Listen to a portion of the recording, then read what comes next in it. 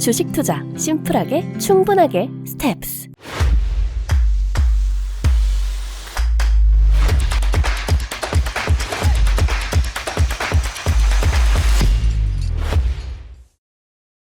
안녕하세요. 하나투자증권 김일구입니다. 제가 준비한 발표 연준의 변화에 대해서 먼저 말씀드리도록 하겠습니다. 세상에 정답이 있는 것들도 있고 없는 것들도 있죠. 뭐 수학 문제야 정답이 분명히 있습니다. 계산을 하면 하나의 답이 나오게 되어 있죠. 근데 이 경제 문제에서는 정답이 그렇게 안 나오는 경우가 굉장히 많습니다. 뭐 정치에서도 우리가 보통 뭐 진보, 보수 이렇게 구분을 하잖아요. 진보론자들은 사람들이 열심히 무엇인가를 해서 세상을 더 좋게 바꿀 수 있다고 생각합니다. 그래서 열심히 무엇인가를 계속 바꾸려고 해요. 근데 이제 보수주의자들은 그렇게 이야기를 하죠. 그게 많은 부작용을 낳기도 하고 인간이 노력한다고 해서 꼭 좋은 방향으로 바뀌는 건 아니다. 사회가 그리고 자연이 스스로 정화를 하고 스스로 무엇인가의 길을 찾고 규칙을 만들어 가는데 그렇게 자연과 사회가 스스로 만들어가는 그런 규칙을 인간이 인위적으로 바꾸려고 하면 더 안 좋은 결과를 낳는 경우가 많다. 이 때문에 그 기존의 질서를 일단 따르자. 뭐 이게 이제 보수주의자들 생각입니다. 정치에 답이 없기 때문에 어떻게 하는 게 맞겠다, 어떻게 하는 게 옳다라고 하는 답이 없기 때문에 이렇게 이제 나뉘어서 논쟁도 많이 하는 것이죠. 근데 경제에서도 마찬가지입니다.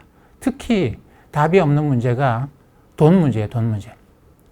돈을 많이 푸는 것이 좋은가, 돈을 안 푸는 것이 좋은가, 역사적으로 수천 년 동안 이거는 답이 없었습니다. 다만 우리가 알고 있는 건 뭐냐면 돈을 너무 많이 풀면 안 된다. 돈을 너무 안 풀면 안 된다. 그래서 너무 뭐뭐 하면 안 되고 너무 뭐뭐 하면 안 된다.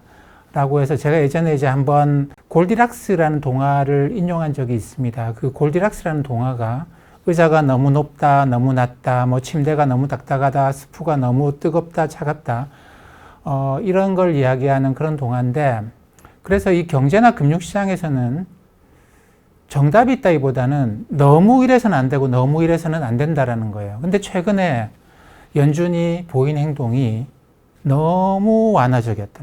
돈을 너무 많이 풀었다. 그래서 인플레이션이 생겼다라는 겁니다. 자, 제가 미리 준비한 차트 한번 보실까요? 이 차트를 보면 두 개의 선이 있습니다. 하나는 이제 파란색 선은 연방기금 금리죠. 그리고 이 빨간색 선은 테일러 룰이라고 하는 건데요. 1992년에 존 테일러 교수가 발표한 거죠. 존 테일러 교수 강의를 제가 한 열흘 전쯤에 강의를 들을 기회가 있었습니다. 근데 이제 테일러 교수가 하는 이야기는 뭐냐면, 테일러 교수도 전형적인 미국의 보수주의자입니다. 보수주의자들의 생각은 뭐냐면, 연준이 FOMC 멤버들이 열심히 경제 공부를 하고 열심히 연구를 해가지고 금리를 낮추고 올리고 열심히 사람이 재량에 따라서, 이걸 재량이라고 이야기한다면 재량에 따라서 금리 정책을 펴는데, 근데 1992년에 테일러 교수가 발표한 논문은 뭐냐면, 당시에 이제 그린스펀이라고 하는 세계의 경제 대통령, 금융의 마에스트로가 금리를 올렸다 내렸다 하면서 세계 경제를 움직였죠. 그래서 세계 경제가 상당히 잘 움직였다고 이야기하는 식입니다. 근데 존 테일러 교수는 아니다. 그냥 규칙에 따라서. 여기서는 규칙이 있습니다. 기본을 2.5%로 하고 2.5%가 연방기금리 가장 기본이 되는 금리고, 거기다가 물가와 아웃풋 갭이라고 하는 건 뭐냐면, 성장이 우리가 실제로 성장할 수 있는 것보다 너무 과도하게 성장하는지 너무 적게 성장하는지 그것만큼의 차이예요. 그래서 경제가 너무 과열돼 있다고 하면 금리를 좀 더 올린다. 경제가 너무 제대로 움직이지 않는, 경제가 너무 둔화되어 있다고 생각하면 금리를 좀 더 낮추는 그런 게 되겠죠. 이런 식의 아웃풋 갭에 따라 가지고 금리를 좀 올리고 낮추는 이거 하고, 그 다음에 이제 물가가 2%보다 더 올라가면, 가령 3%가 되면 거기다가 그럼 2%보다 1%포인트가 더 되죠. 거기다가 1.5배를 곱하자라는 겁니다. 그래서 기본금리는 2.5% 정도로 하고, 물가가 너무 많이 올라가서 물가가 3% 정도가 되면 여기다가 1.5를 더해서 3.5%를 기본금리로 가져가고, 아웃풋 갭이라고 해서 경제가 너무 과열돼 있으면 금리를 거기다 더 올리고 경제가 너무 침체해 있으면 금리를 낮추고 이런 식으로 이거는 규칙이죠. 그린스펀과 같은 뭐 마에스트로가 하는 것도 아니고 FMC 멤버들이 재량에 따라서 하는 것도 아니고 사람들이 열심히 연구해서 하는 게 아니고 그냥 이런 규칙에 따라서 금리를 결정했었어도 1992년 발표한 논문에 따르면 그랬어도 사람들이 결정한 거랑 크게 다르지 않았다는 겁니다. 자, 이 차트에서 보시면 근데 1970년대는 이 파란색 실제 연방기금리, 사람들에 의해서 결정된 연방기금리가 이 준칙에 따라서 규칙에 따라서 결정됐어야 될 금리보다 빨간색보다 좀 많이 낮았어요. 너무 사람들이 완화적인 정책을 썼다라는 것이죠. 경제를 한번 더 성장을 시켜보겠다고 너무 완화적인 정책을 썼던 시기입니다. 결과적으로 거대한 인플레이션을 70년대, 80년대 초반까지 만들었습니다. 그러니까 사람들이 잘해보려고 하다가 규칙을 벗어나서 잘해보려고 하다가 인플레이션이라는 부작용을 만들었다라는 것이죠. 그 이후에 80년대, 90년대, 2000년대는 보시다시피 파란색이 더 위에죠. 규칙보다 사람들이 금리를 좀 더 높게 유지했어요. 인플레이션 잡겠다고. 근데 2010년대, 2008년에 글로벌 금융위기 겪고 난 다음에 경제가 너무 침체가 되니까 버냉키 의장 같은 경우에는 무엇이든 하겠다. 뭐 이런 식의 이야기를 하면서 금리를 굉장히 낮게 만들고 물가를 다시 정상화시키려고 노력했죠. 사람이 나서서 또다시 규칙에서 이야기하는 금리보다도 낮게 금리를 유지했습니다. 그래서 뭐 좋은 것도 있었죠. 디플레이션을 막았습니다. 경제를 정상화시키는 데는 성공을 했는데 존 테일러 교수가 이야기하는 건 뭐냐면 금리를 너무 늦게 올리기 시작했다는 겁니다. 최근의 그림을 보시면 이미 2021년 재작년 가을부터 금리를 올렸어야 되는데 규칙에 따르면 빨간색으로는 그때 이미 금리를 3%, 4%씩 막 올렸어야 되는데 그때 당시에 연준은 사람들이 어떻게 판단했느냐면 이번에 지금의 물가 상승은 금리 인상을 굳이 할 필요가 없는 글로벌 공급망 교란 이런 것 때문이기 때문에 지금은 금리 인상할 때가 아니다라고 해서 금리 인상을 늦췄죠. 사람이 잘 판단할 수 있을 거라고 생각해서 금리 인상을 늦췄는데 그것이 결과적으로 지금 거대한 인플레이션을 또다시 만들었습니다.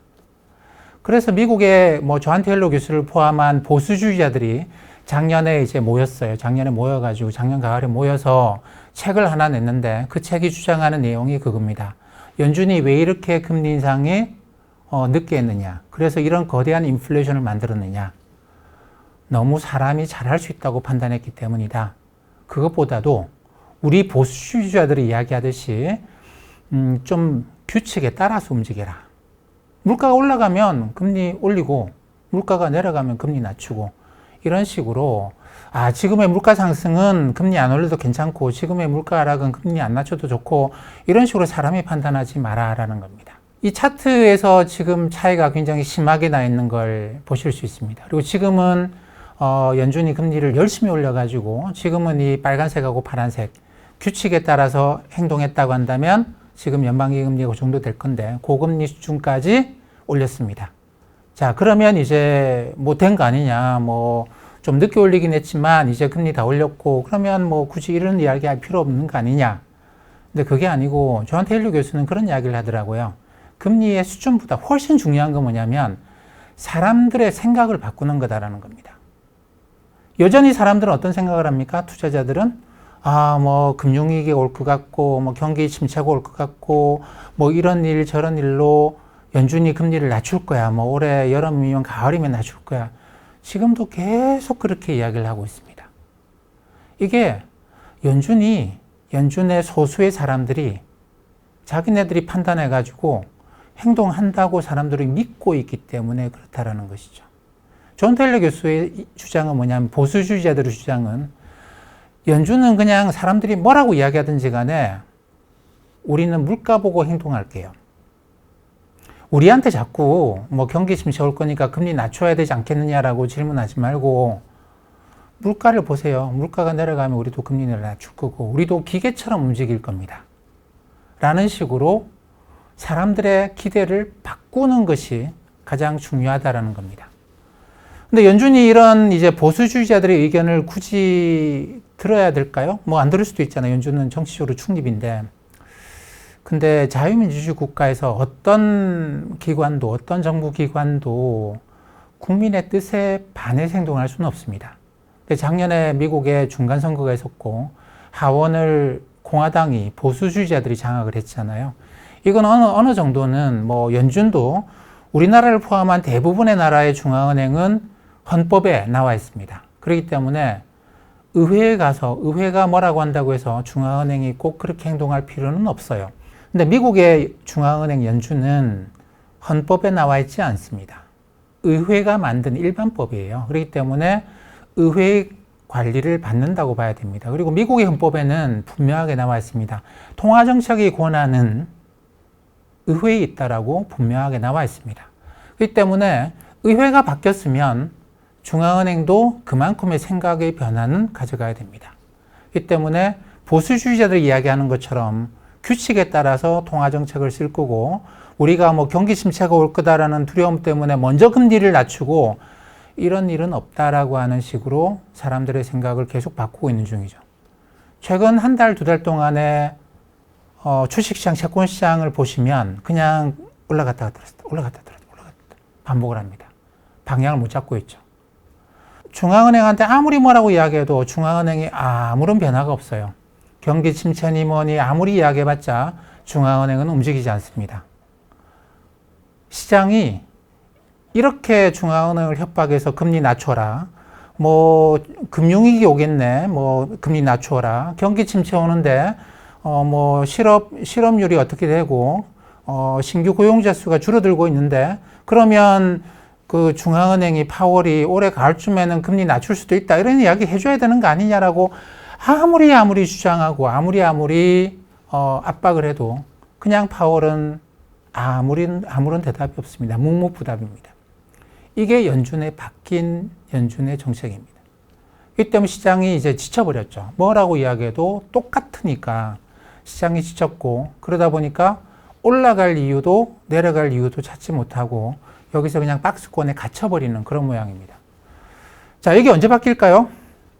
저는 지금 연준이 작년에 선거 결과도 있기도 하고, 그리고 현명한 소수의 사람들이, FOMC 멤버들이 현명하게 판단해서 금리 조절하다가 거대한 인플레이션을 낳았다라는 반성도 하고, 그래서 이 FOMC 멤버들이 그런 반성, 그리고 국민의 뜻에 따라서 경제학에서도 그런 대립이 굉장히 오랫동안 지속되어 오고 있는데요. 사람들의 재량에 따라서 정책을 쓰는 것보다 규칙, 준칙에 따라서 정책을 씁시다라고 하는 어떤 합의가 있다고 생각합니다. 그에 따라서 움직이기 때문에 뭐 앞으로 어떻게 된다, 금융위기가 온다, 뭐 경기 침체가 온다, 이런 것에 의해서 연준이 금리 인하를 할 것 같지는 않다라는 겁니다. 그냥 지금처럼 가고, 물가가 지금 한 5% 정도가 되죠. 미국의 물가가. 근데 지금 5% 정도의 물가면 이 정도 금리가 뭐 어느 정도는 맞습니다. 물가가 좀 더 내려간다라는 걸로 보게 되면 연방기금리 5%에서 특별하게 더 올릴 이유도 없고 낮출 이유도 없는 상태가 올해 내내 지속되지 않겠는가. 그래서 시장은 상당히 뭐 재미없는 시장의 연속이지 않겠는가라고 생각합니다. 오르지도 못하고 떨어지지도 못하고. 그렇기 때문에 뭐 연준이 어떻게 한다 이런 이야기에는 이제 관심을 좀 끊으시고, 연준이 어떻게 한다는 것보다 좀 더 펀더멘탈하게 제가 지난번에 말씀드린 것처럼 물가, 실업률 이런 것에 좀 더 집중해 보실 필요가 있지 않겠는가 생각을 합니다. 자, 그러면 제가 준비한 발표는 여기서 마치도록 하고요. 잠시 좀 정리를 하고 난 다음에 2부 그동안 이제 보내주신 질문, 그리고 오늘 실시간으로 올려주신 질문 Q&A 시간 갖도록 하겠습니다.